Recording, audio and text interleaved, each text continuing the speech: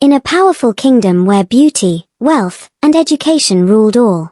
The king made a decision that would shake every noble and surprise the entire nation. 10 beautiful women arriving at the palace gates, one in a royal blue gown, another in a simple village dress.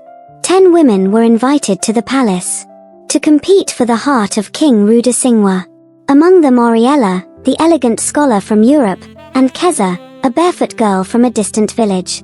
Oriella steps down from a golden chariot, Keza steps off a wooden cart smiling, villagers waving behind her. One had status, the other had soul. Oriella writing, Keza helping a child. Oriella yelling at a servant, Keza comforting an elder.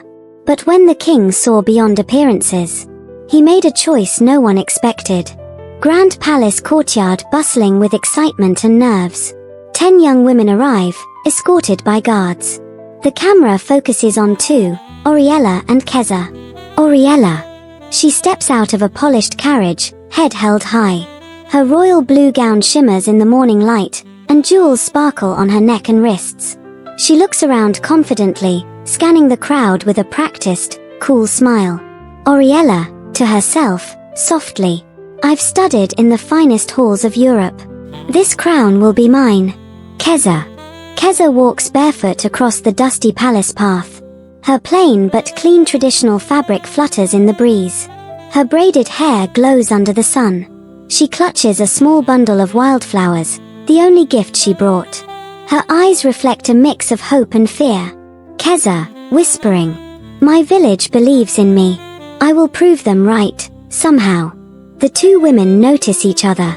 Oriella's confident gaze flickers with mild disdain. Keza looks down, then straightens her shoulders.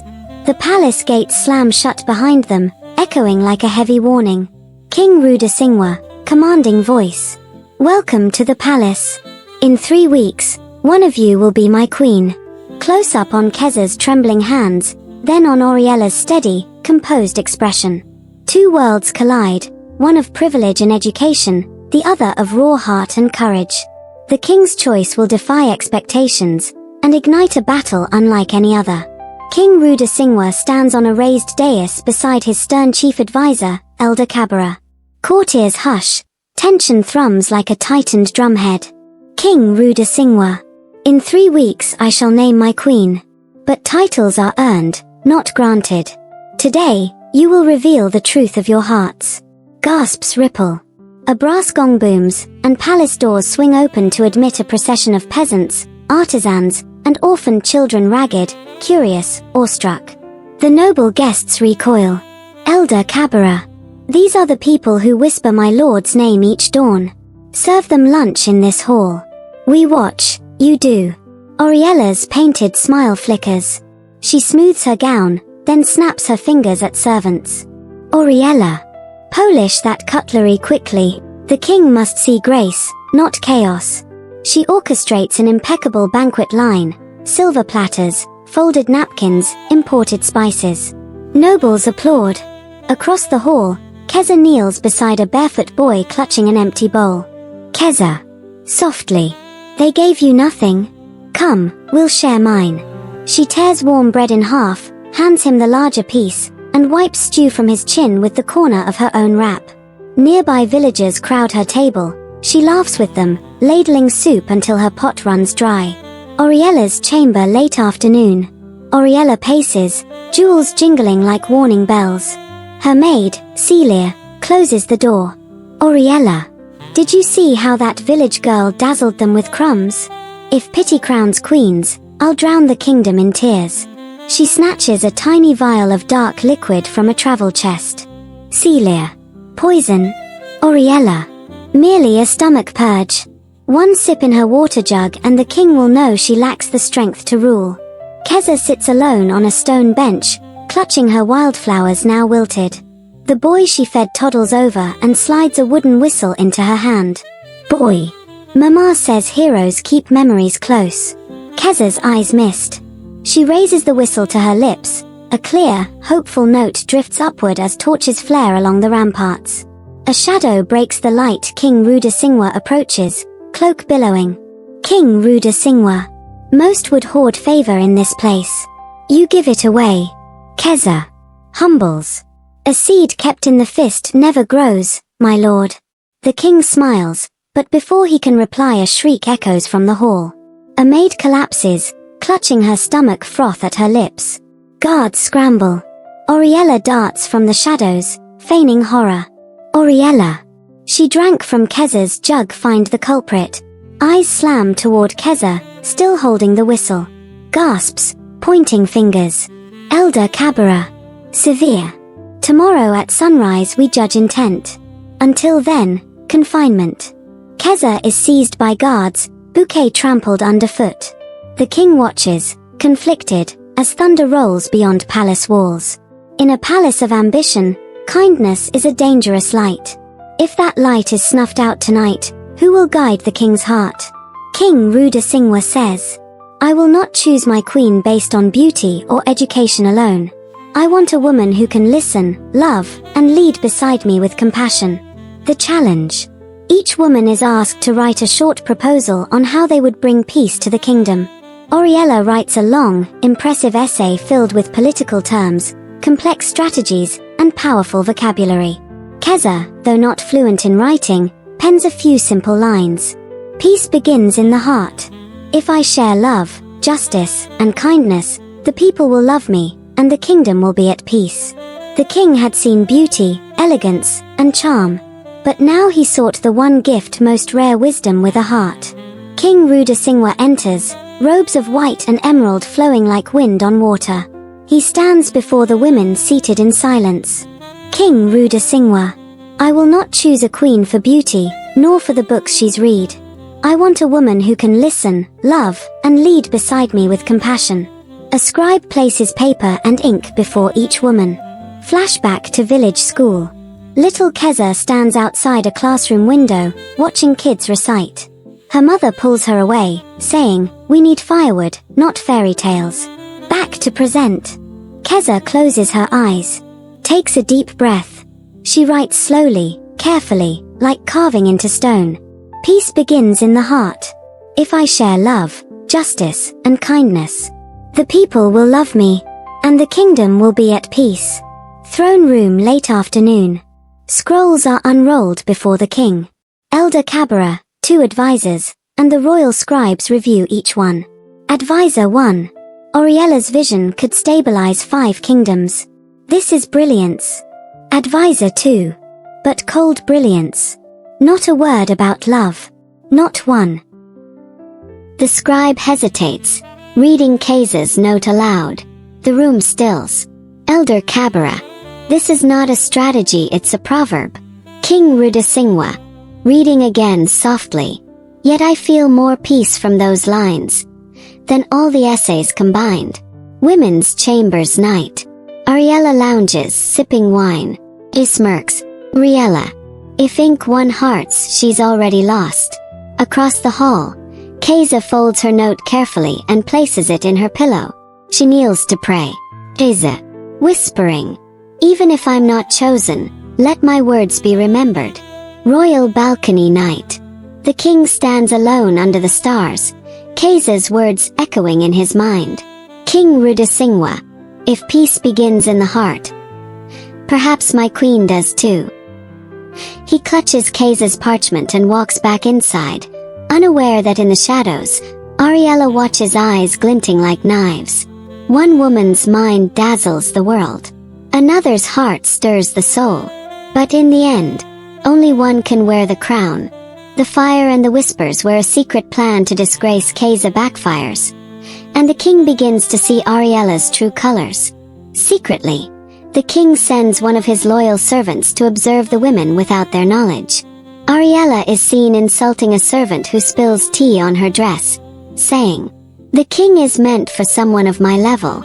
Don't let poor people touch my things." Keza is spotted helping an old woman carry her load, giving some of her snacks to a homeless child, and saying to the servant, "Everyone matters, whether rich or poor. Even my presence here is a blessing, not a right." The heart reveals its truth when it thinks no one is watching. So the king, wise in silence, sent eyes to see the unseen. Riella. Furious, slapping the tray. "You foolish girl. Look what you've done. The maid stammers. Ariella steps back, disgusted. The king is meant for someone of my level. Don't let poor people touch my things again. She throws the soiled scarf into the maid's arms. Angle Ntwari, hidden in the shadows, tightens his jaw. He writes. Keza walks alone with a woven basket. She hums a soft tune. Up ahead, an old woman struggles under a sack of firewood. People pass her by. Keza, rushing over. Mother, let me help you. Please, you shouldn't carry this alone. Old woman, gasping. But you are one of the king's guests. Keza, that only means I must serve more, not less. She takes the sack with care and smiles. Farther down the path, a homeless child sits under a tree, hungry. Keza kneels beside him, pulls out roasted cassava from her basket, breaks it in half. Keza, softly. Here, this is my favorite. You can have it. Child. Are you a queen? Keza. No. Just a girl God loves. Like you. Ntwari returns, eyes tired, heart full. King Rudasingwa reading the report. One sees a crown as her right. The other sees her presence as a blessing. King's study night. The king stands at his window. Keza's smile still in his thoughts. Thunder rolls gently in the distance. The night is quiet but not peaceful. Suddenly, Elder Kabara enters, a dark envelope in hand. Elder Kabara. Your Majesty. There's something you need to see. It's about the village girl. Ariella's room simultaneously. Ariella dips a feathered pen into ink. Celia lights a candle. Ariella. If the king won't see what's obvious, then we'll give him a reason to doubt. No one will remember Keza when her name is tied to shame. Her lips curl into a perfect smile. One heart is rising. Another is scheming. And the king must soon decide. Not who pleases the eyes, but who can carry the soul of a nation. The king's final decision. Royal Throne Hall Day. The court is packed. Noblemen in polished robes, elders in traditional attire, and common villagers allowed in just for this moment. At the front, King Rudasingwa stands tall, wearing his ceremonial robe of emerald and gold. Two women step forward. Ariella, radiant, confident but a hint of shame in her eyes. Keza, calm, barefoot, wearing a traditional dress, holding her hands together humbly. The hall is silent. King Rudasingwa. Clearly and slowly. Today I must choose not just a queen, but a partner. One who will lead not with fear or prestige, but with heart. He turns to Ariella. King Rudasingwa. Ariella. Your education is a powerful gift. You speak with clarity, strategy and strength. No one can deny your brilliance. Oz. He looks into her eyes. King Rudasingwa. But power, without humility, is dangerous. Gasps ripple through the room. He then faces Keza. She looks down, overwhelmed. King Rudasingwa, softly. Keza. You spoke fewer words yet touched more hearts. You acted with kindness, even when no one was watching. You reminded me of the kind of ruler I want to be. King Rudasingwa, raising his voice. I do not seek a queen of pride, but a queen of the people. He steps forward and takes Keza's hand. King Rudasingwa, firmly. Keza, will you rule beside me? Tears fill her eyes. Her voice is soft. Keza, if the people will have me, I will serve them with all I have.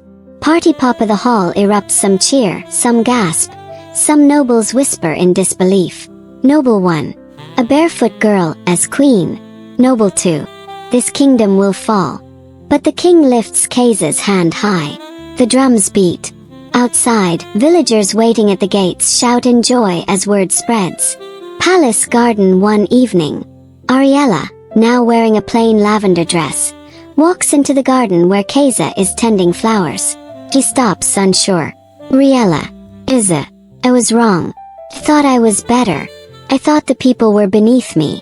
But watching you made me realize I knew everything about the world, except how to truly serve it.